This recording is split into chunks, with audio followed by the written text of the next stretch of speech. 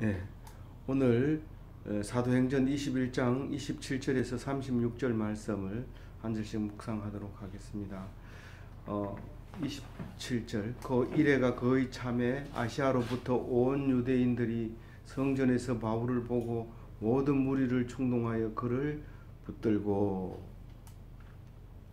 유대인에게 체포되는 장면입니다.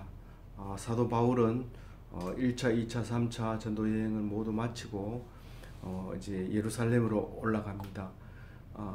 성령이 예루살렘에 오래 가지 마라. 그리고 많은 예언자들이 또 선지자들이 올라가기를 만류했지만 사도 바울은 죽을 각오도 되어 있다고 하면서 이 오순절날 절기에 맞춰서 많은 사람들이 있는 곳으로 이제 올라갑니다. 역시 이 예루살렘에 있는 유대인들이 이방인들이 문제가 아니고 예루살렘에 있는 유대인들이 사도 바울의 전도하는 상황을 보고 그렇게 벼르고 신경이 날카로워서 잡으려고 기회를 보고 있었던 것입니다. 그것을 알고 있는 예루살렘 교회에게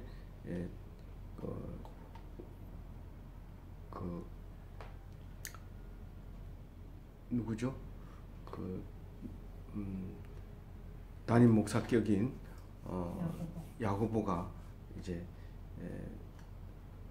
이 일을 어떻게 하면 좋겠는가? 사도 바울, 네가 여태까지 다니면서 아시아에 전도해 놓고 고린도에 전도해 놓은 그 사람들도 뭘 보면 하나님이 하시는 역사를 우리가 참 감사하고 기뻐해야 되고 영광을 돌려야 되지만 현실적으로 보면 이제 붙잡혀야 되고 어떻게 될지 붙잡히면 뭐 답은 없습니다. 유대인들에게 붙잡히면 죽음입니다. 돌로 쳐 죽이는 거 말고는 붙잡아서 무슨 그게 없습니다. 재판은 이미 율법을 배신한 사람으로 판결이 났기 때문에 벼르고 있는 상황에서 이제 모든 결정은 다 끝나고 이제 집행만 하면 되는 상황에서 우리는 이제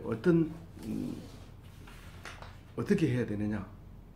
그래서 야고보가 안을 낸 것이 네가 지금 지탄받고 있는 것은 모세의 율법을 배반하고 할례도 받지 마라 그러고 율법을 무시하라고 했다고 소문이 나가지고 그러니까 네가 율법을 어기고 있지 않다는 사실을 보여줘야 안 되겠느냐. 그래서 결례를 자기가 서운한 결례는 갱거리아에서 이미 행하고 왔습니다. 근데 여기 예루살렘에 와서도 많은 사람이 보는 앞에서 그 결례를 행했으면 좋겠다. 그렇게 얘기를 합니다. 그랬을 때 바울은 이제 그렇게 합니다. 같이 서원했는 사람, 네 사람의 비용까지 다 대가면서 순종을 합니다. 그래서 이제 일주일이 됐어요. 아마 이래가 거의 참에 이 말로 보면 미루어 볼 때 7일간 결례를 했던 것 같아요. 보통 30일, 일반적으로는 30일이고 길게는 40일에서 일주일 사이에 보통 결례가 있게 되는데 그 서원한 나실인은 그 기간 동안에 머리를 삭발하면 안 됩니다. 그러나 그 기간이 끝나면 이제 머리를 깎고 그다음에 예물을 드리는데 상당한 양의 예물이 들어갑니다. 그래서 어려운 상황인의 속죄 제물은 무조건 드려야 되는데 아무리 없어도 비둘기 한 쌍은 드려야 됩니다. 근데 아주 가난할 경우에는 누군가가 대신 내주는데 이 대신 내주는 이 사람은 상당히 거룩한 존경할 만한 하나님이 기쁘게 본다고 생각하는 그런 유대인들의 풍속이 있었기 때문에 그 바울은 이제 그 돈까지 이 네 사람의 비용까지 책임을 지고 이제 결례를 일주일 만에 마치려고 합니다. 이제 아직 마치지 못했습니다. 거의 찼을 때입니다.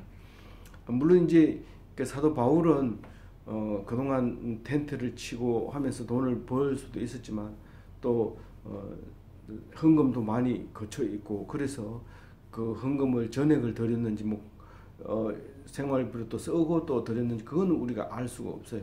그렇지만 하여튼 바울이 이 재물을 다 이제 책임을 지고 이제 결례를 시작했던 겁니다. 여기서 아시아라고 얘기한 것은 이제 터키를 얘기하는 거죠.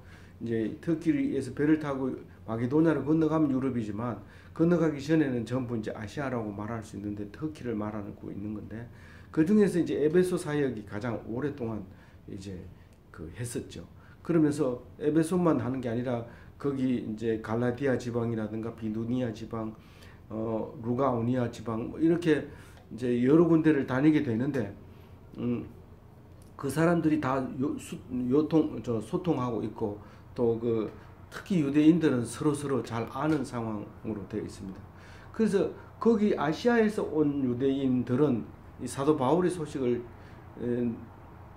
충분히 이제 들은 거예요. 충분히 듣고 이제 잘 알고 있습니다.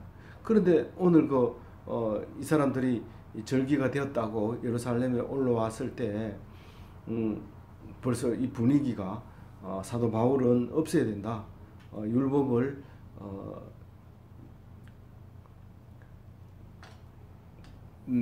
이렇게 무시하고 우리가 목숨보다도 귀히 여기는 이 율법을 무시한 것에 대해서 우리는 그냥 둘 수 없다. 이제 그렇게 하게 될 때 이 사람들이 알고 있었던 거죠. 그러니까 아시아로부터 온 유대인들이라고 하면 적어도 예루살렘 성전을 찾아온 사람들은 거룩한 유대인입니다.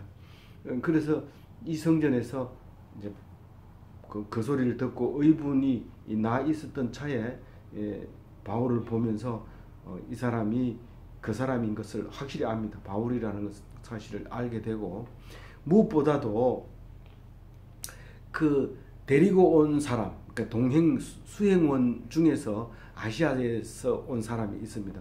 그 사람은 사실은 두 사람이 있는데 그 두 사람이 아시아 교회의 대표로 그 바울을 따라다닌 겁니다. 그 헌금 걷는 거라든가 또 사람을 찾아가는 방문한다든가 이럴 때는 상당하게 도움을 주고 또 이제 이 일행이 결정하고 있는 그런 사실에 대해서 또 교회에 가서 전해주고 하는 그 대표였는데 그 사람이 이제 드로비모, 그 중에 한 사람이 드로비모가 있었다는 겁니다. 이 드로비모를 이 사람들이 아시아 사람들이 알고 있는 거죠.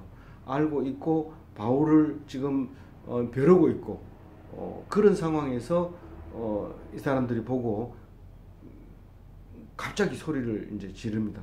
아니까 소리를 많은 사람 바울을 보고 나서 모든 무리를 충동하여 그를 붙들었습니다.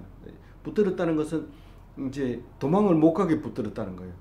그냥 뭐 이렇게 사이좋게 붙드는 게 아니고 체포라고 하면 좀 그렇지만 하여튼 꼼짝 도망을 못 가도록 이렇게 딱 잡았다는 거예요. 그리고 외칩니다. 28절 읽어봅니다. 같이 읽어봅니다. 외치되 이스라엘 사람들아 도우라. 이 사람은 각처에서 우리 백성과 율법과 이곳을 비방하여 모든 사람을 가르치는 거자인데 또 헬라인을 데리고 성전에 들어가서 이 거룩한 곳을 더럽혔다 하니, 이 헬라인은 그 아시아에서 온 그 에베소 대표 드로비모입니다. 이게 이 글을 쓸 때 이렇게 뭐 우리가 설명하는 글이 아니기 때문에 이 단어를 쓰면 저 단어를 쓰고 저 단어를 쓰면서 이렇게 바꿔가면서 그 분위기를 확실히 전달하려고 하는 의도가 있는 거죠. 그래서 헬라인이라고 하면 에베소 사람이면서 아시아 사람이면서 헬라 말을 하는 능력 있는 사람, 유대인이 아닌 그 이방 사람이라고 지금 얘기를 하고 있는 거죠. 그런데 이제 그 사람을 딱 붙들자마자 이스라엘 사람들아 하고 소리를 지릅니다. 이스라엘 사람이라고 부르는 이유는 율법을 가진 사람들아, 하나님의 백성들아 이렇게 얘기합니다. 도와달라는 얘기는 이 사람이 도망갈지도 모르니까 좀 막아달라는 거죠. 그래서 이 사람 먼 각처에서 우리 백성과 이스라엘 백성을 얘기하는 거죠. 그리고 율법, 모세의 율법을 얘기하는 거죠. 이곳 예루살렘을 얘기하는 겁니다.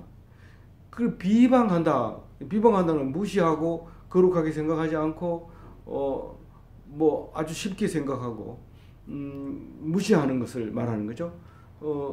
모든 사람을 가르치는 그 사람이다. 이 아시아뿐만 아니라 유럽에 건너가서도 열심히 가르치고 많은 사람을 가르치고 해당에서 숱하게 쫓겨나고 이런 사람이다. 그렇게 소리를 지릅니다.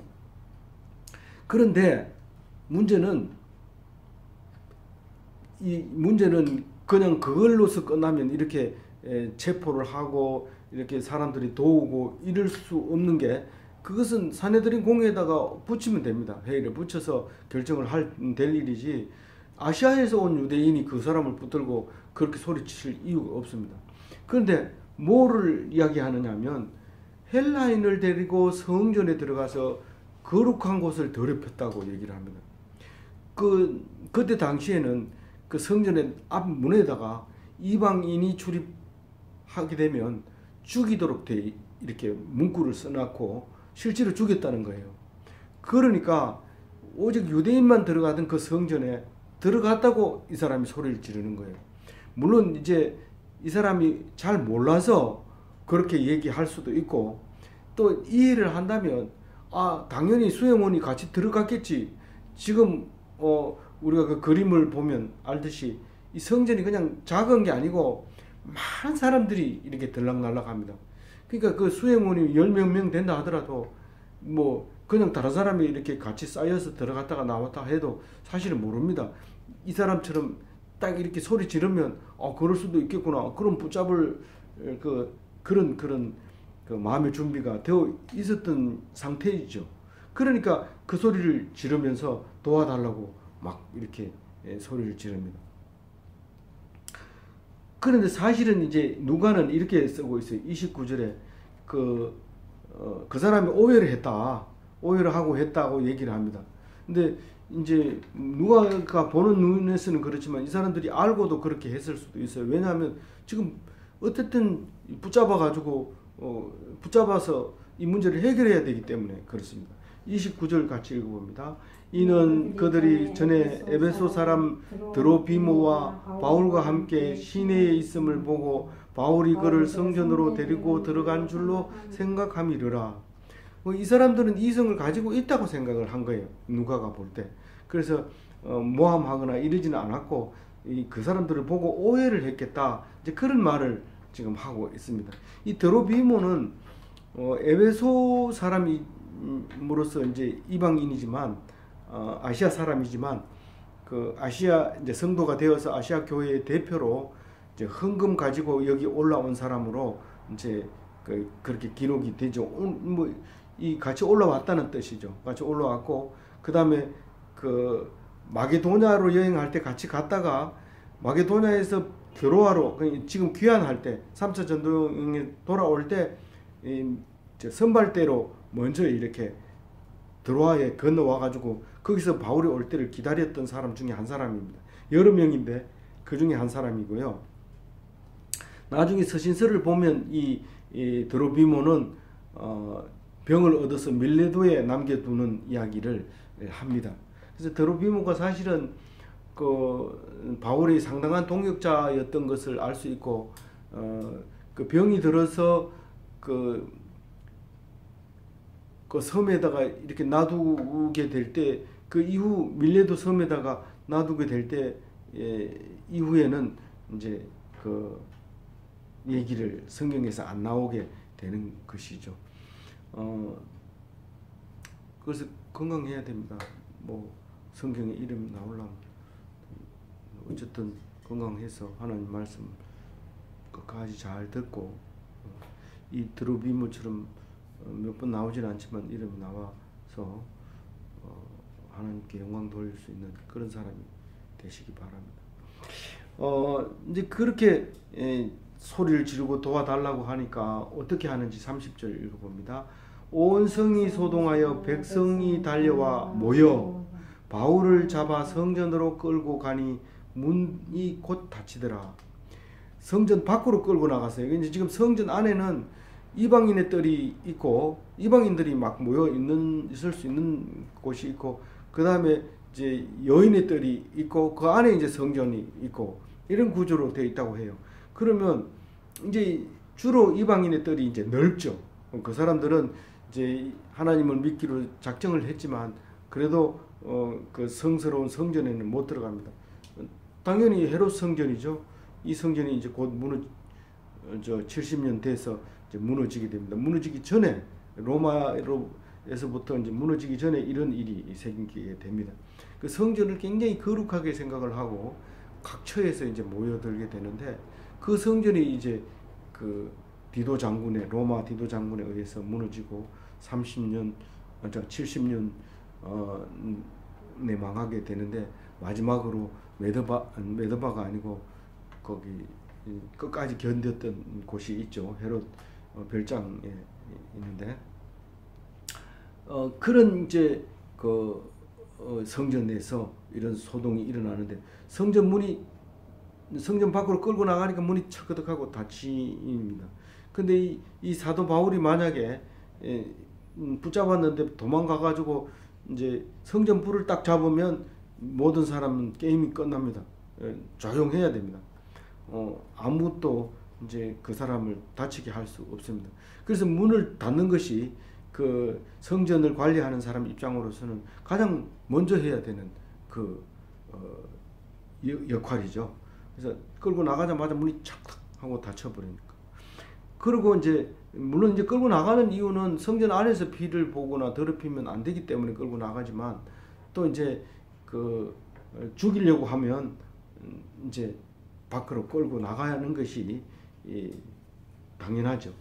그리고 이제 31절에 보면 이런 사건이 나옵니다. 그들이 그를 죽이려 할 때 온 예루살렘이 요란하다는 소문이 군대의 천부장에게 들리며, 누구의 군대입니까? 로마 군대죠.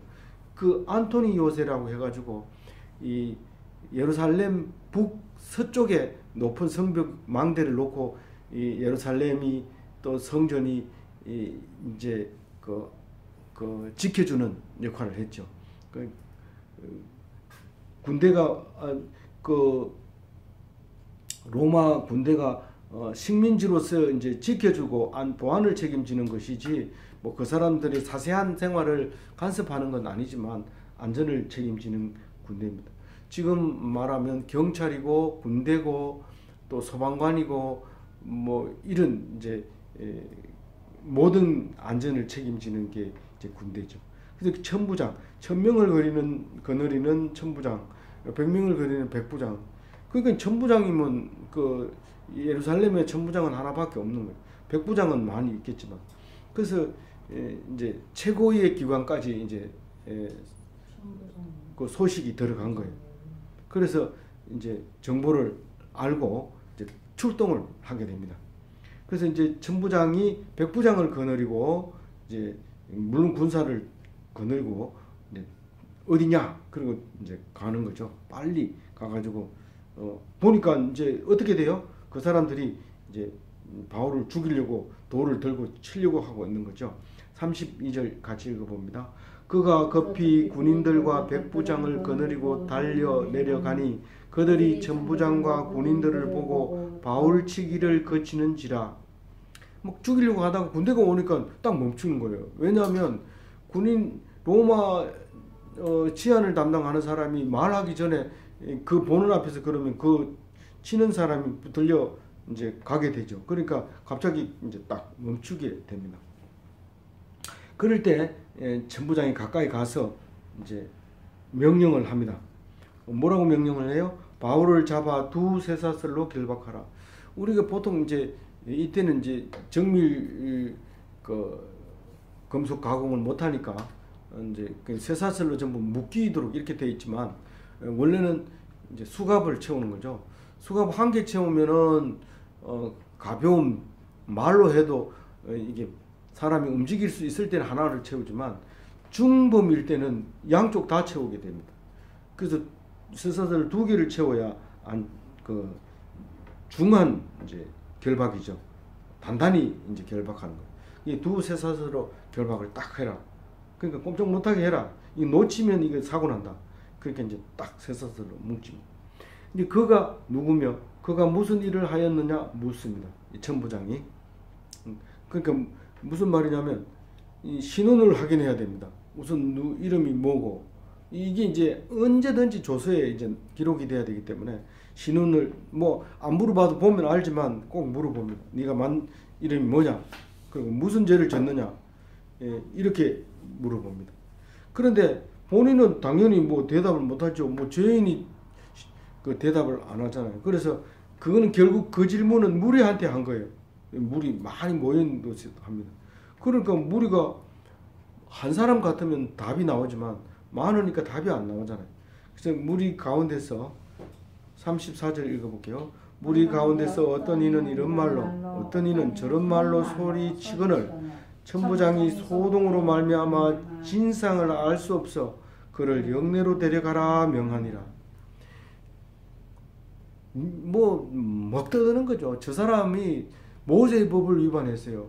율법을 위반했어요. 이스라엘 백성을 멸시했어요. 성전을 더럽혔어요. 막 그러니까 이 안 그래도 여기 로마 이 천부장은 이게 어떻게 된지 잘 모르는 상황에서 이런 말을 하니까 알아듣지를 못하죠. 그래서 영내로 들어가라 이랬는데 영내는 그 군사들이 있는 영역을 말하는 겁니다. 천막을 치고 있는 영을 얘기를 합니다. 영으로 데려가라 이렇게 얘기합니다. 일단은 거기는 아무도 출입을 못하는 구역이니까 로마 군대를 이제 병영 안으로 데려가서 이제 나중에 이제 적절하게 처리를 하겠다는 거죠. 그래 안전하게 이제 호송을 하라고 명령을 합니다. 그런데 이 누가는 이 체포되고 끌려가는 장면을 너무도 자세하게 길게 써가는 것을 볼 수 있습니다. 바울이 청대에 이를 때에 무리의 폭행으로 말미암아 군사들에게 들려가니 이제 그 안토니 요새로 가려면은 이 계단을 이렇게 지나서 가게 되는데 그 계단을 올라가기 위해서는 그냥 이렇게 그냥 그 사람을 수갑 채워가지고 그냥 끌고 가면 이게 안 되는 거예요. 진행이 안 되는 거예요.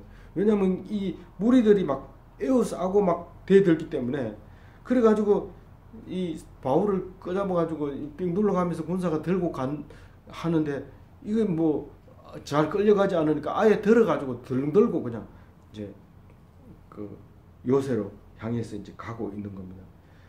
그럼 만약에 그걸 내려놨다 하면은 막 이 사람들이 돌로 던지고 막 이렇게 하기 때문에 예, 오늘 마지막 한번 읽어봐요.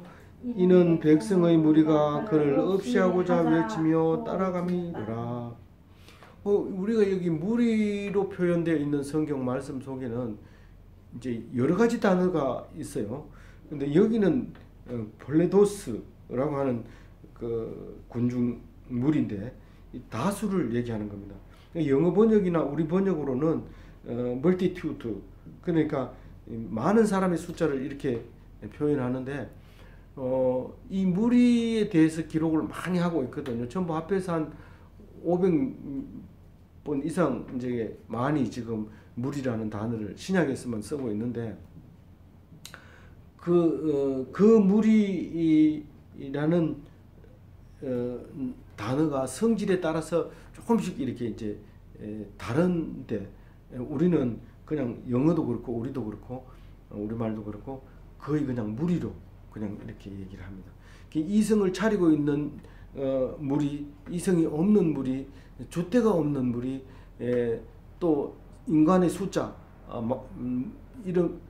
이름으로 번역되어 있는 무리, 뭐 이런 단어들이 많이 있습니다. 무리로 번역했다, 이름으로 번역했다가 또 무슨 뭐 그렇게 이제 여러 가지도 있으면서 겹치고 중첩되는 단어가 이게 무리라는 단어입니다. 그래서 이제 경우에 따라서는 그 무리의 성격이 달라지게 되죠. 오늘 말씀 속에서 27절 말씀을 중심 말씀으로 봤습니다. 우리의 계획은 이렇게 할 것이다 라고 계획하고 우리가 그대로 행하지만 하나님은 결코 하나님의 뜻대로 하시는 것을 볼 수 있습니다. 그래서 우리는 하나님의 뜻이 무엇인가 늘 기도하면서 하나님 앞에 살아가야 됩니다. 바울이 결례를 하라고 한다고 해서 할 때 희망을 걸거나 그렇게 하지는 않았습니다. 그렇게 하지 않고 그냥 하라고 하니까 했는데 그러니까 기독교인의 정중함으로 했는데 그런데 그 결과는 결국은 이런 결과를 체포되는 결과를 낳게 됩니다. 사람으로 말하자면 우리가 신앙적으로 안 보고 말하자면 돈 다 쓰고 그리고 체포는 체포대로 되고 그렇게 하지만 하나님은 무슨 일을 하더라도 순서가 있는 것입니다. 우리가 생각한 것을 하나도 버리지 않고 그대로 다 이용을 하고 그래서 하나님의 뜻을 이루어가는 모습을 볼 수 있습니다. 그래서 우리는 오직 기도하면서 하나님께서 하시려고 하는 것이 무엇인가를 알아야 합니다. 사도 바울은 분명한 것은 이 사람들에게 내가 고난을 당하고 힘들어서 그리고 이 사람들의 손에 죽게 될 것이다 하는 사실을 알고 있었습니다. 예수님은 그것을 말씀하셨고 그것을 여러 번 얘기했습니다. 바울도 얘기를 합니다. 이제 내가 예수님의 남은 고난을 위하여 전제 제물이 될 것이다. 그렇게 얘기를 합니다. 우리의 삶이 잘 먹고 잘 사는, 잘 먹고 잘 살다가 죽어버리는 거하고 힘들고 어렵게 살다가 죽지 않는 거하고 여러분들이 선택해야 됩니다. 우리는 기독교인입니다. 무엇을 선택해야 될지 선택의 여지가 없습니다. 우리는 불쌍한 자가 예수 믿다가 불쌍한 자로 나타나지 않도록 말씀 꼭 붙잡고 승리하는 기독교인이 되시기를 주님의 이름으로 축원드립니다.